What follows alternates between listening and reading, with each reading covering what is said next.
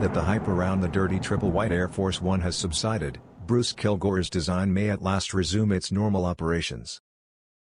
Warmer weather makes it the perfect time of year to wear all-white ensembles, but if you want to incorporate color into your wardrobe, the Swoosh has made sure you have plenty of options. The Nike Air Force One Low Ghost is another example of this.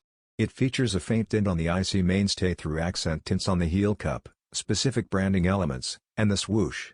The white leather foundation and white midsole are still present, though. Does this style create a new thing? In no way. However, it adds to a stable of AF1 looks that can be quickly added to nearly any ensemble.